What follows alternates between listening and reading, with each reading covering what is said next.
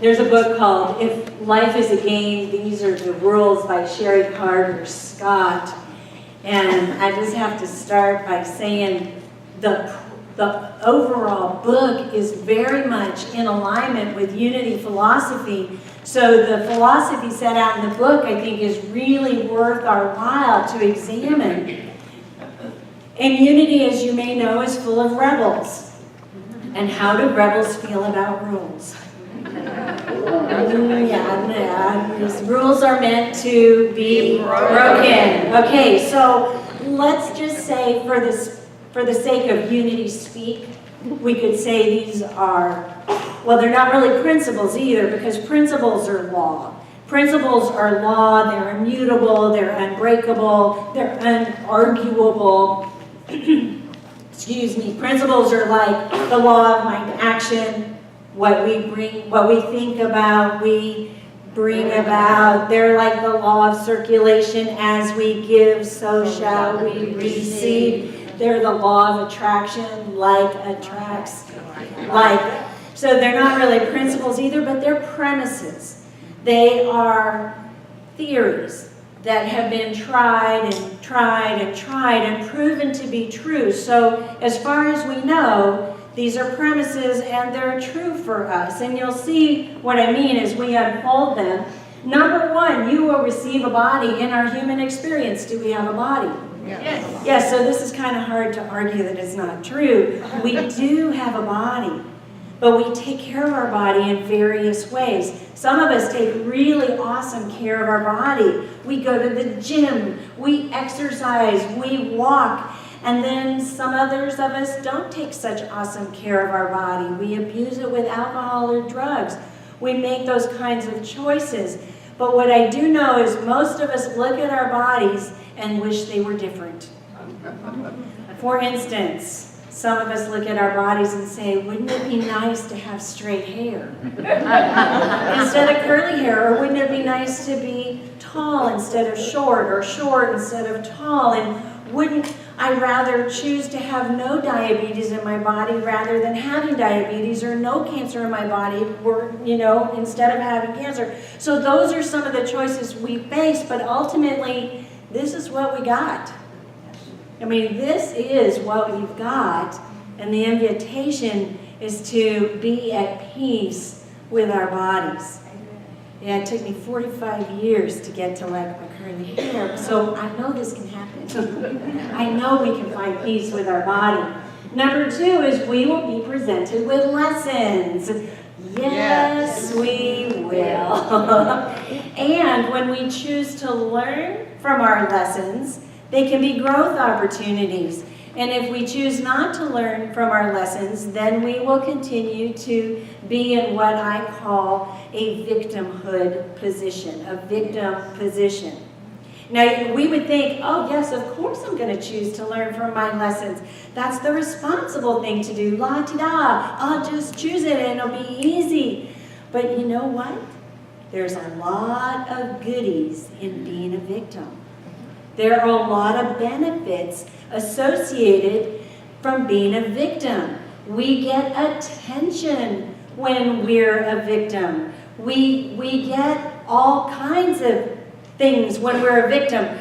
People want to know the dirt, right? They want to know the dirt. They're like, I think it's great you're in a fabulously healthy, wonderful, amazing relationship with Nikki, but tell me about your former husband.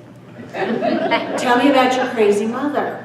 And then I think, wow, they're paying attention to me. Somebody's paying attention to me, and I get juiced up by that. So it's not always easy to say, wow, here's an opportunity for a lesson. Let me learn from it. Because sometimes we even get paid for being a victim, do we not? Think 25 years ago, a lady went to McDonald's. She ordered hot coffee, and it was hot. $3 million. She got paid $3 million in her lawsuit. And you think, well, that's 25 years ago. I hope she's gotten over it by now. But do you know that on television and in the newspaper and comedians and even in the Huffington Post, they're still milking her victimhood? They're still milking it. So we think it's an easy choice to say, wow, yeah, I know there are lessons, and I'll get lessons, and I want to learn from them, but then we get those goodies that keep us in victimhood.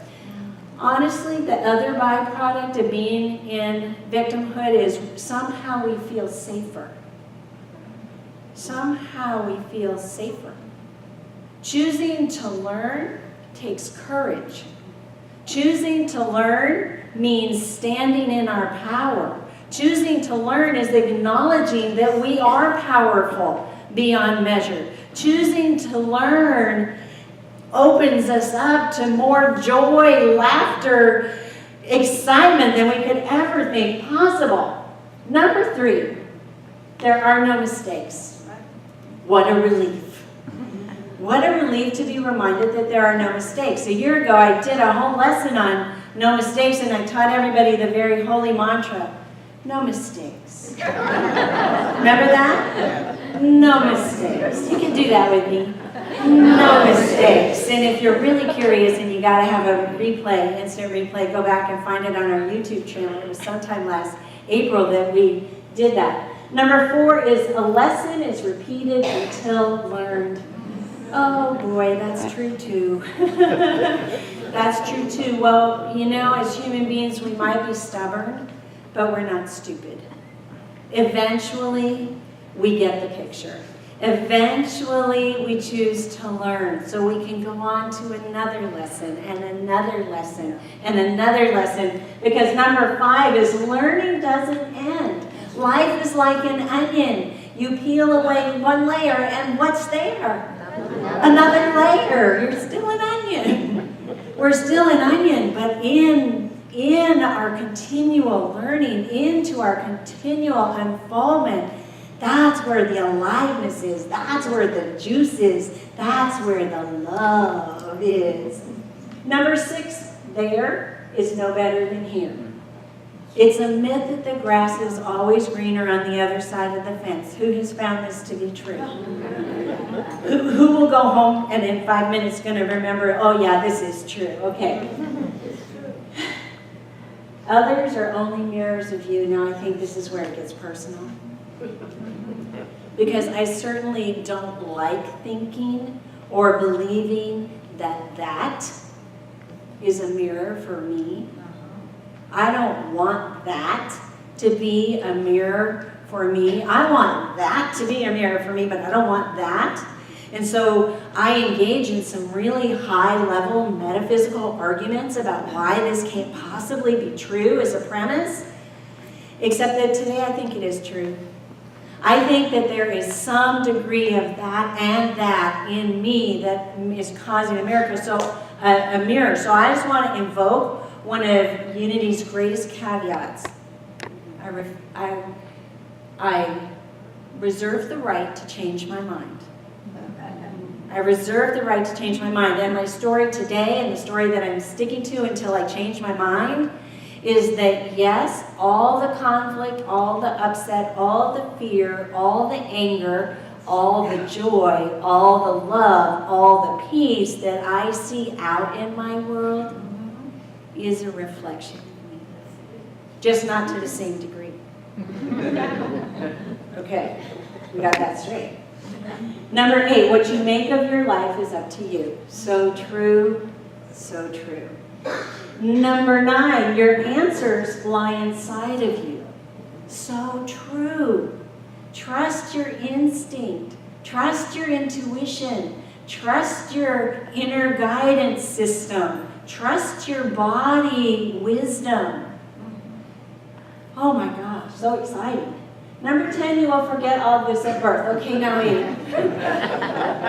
I would actually tweak this one a little bit.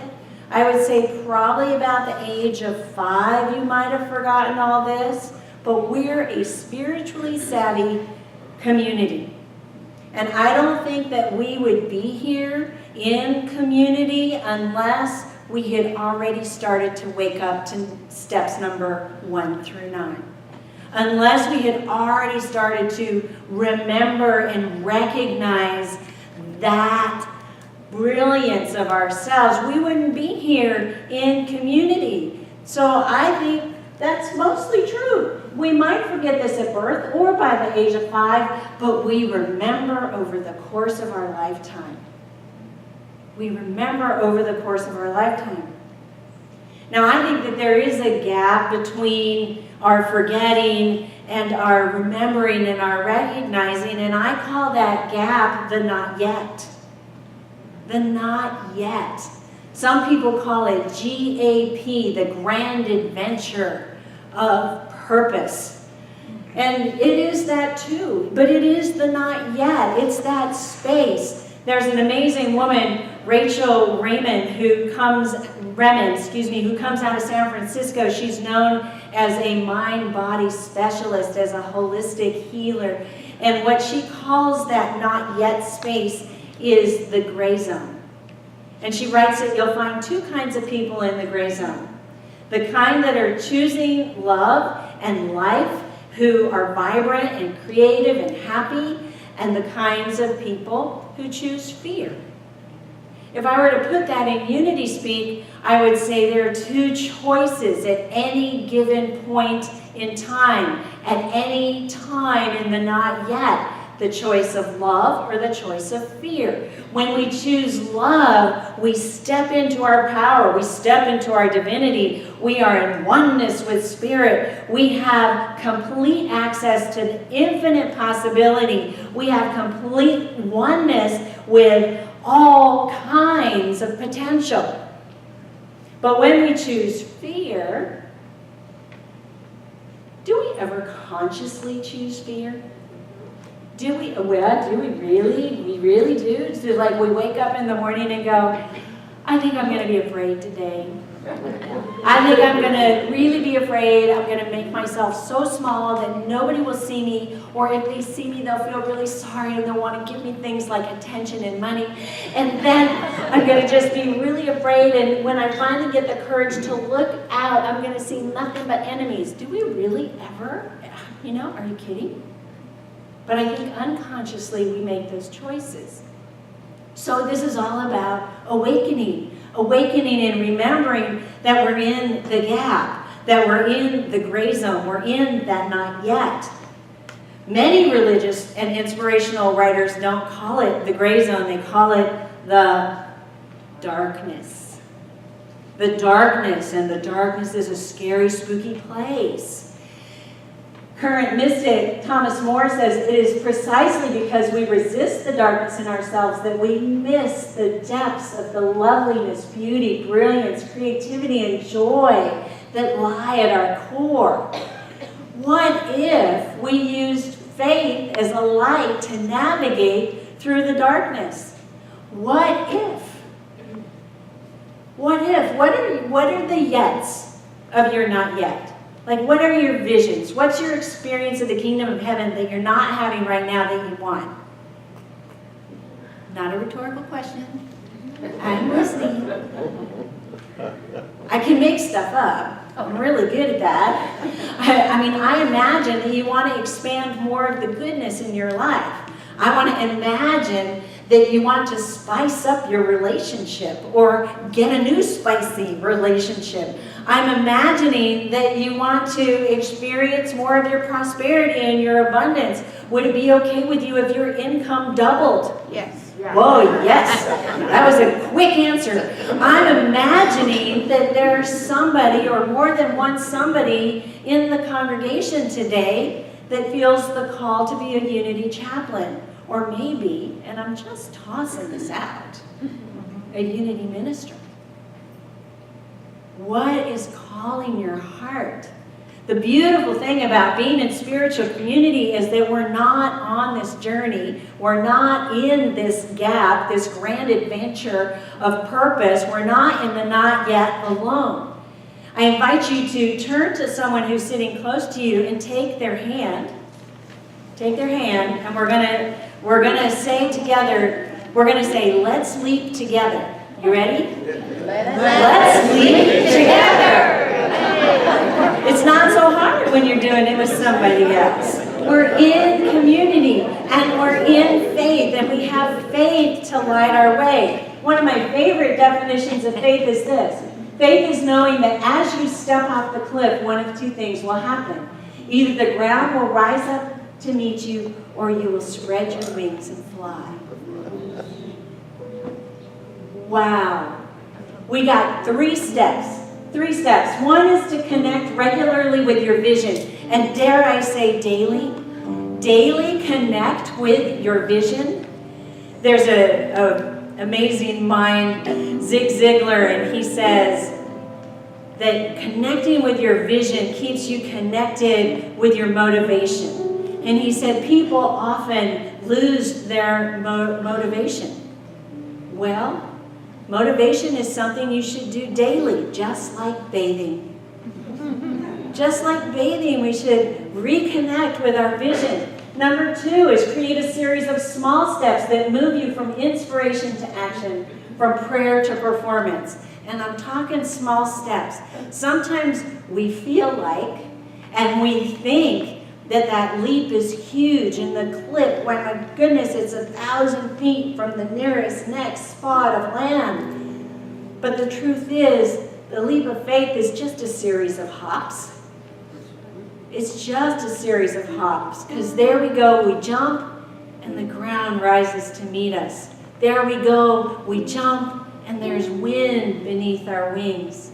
And number 3, let go of that which is stopping you from moving forward. Whether it's a belief or a habit or someone in your family or a friend that is being negative and not supporting your highest good. If it's a belief, get a new thought. If it's a habit, change the habit. And if it's someone who's close to you, set some boundaries so that you can stand in your full aliveness, so that you can be that ultimate remembering and recognizing machine that says, I might be in the night yet, but I'm here with faith and I'm not alone. There's a beautiful poem translated from the French that says, go closer to the edge of the cliff, he said. We can't, we're afraid. Go closer to the edge of the cliff, he said. We can't, we're afraid we'll fall. Go closer to the edge of the cliff, he said. We did. He pushed. We flew. Let's take that into meditation.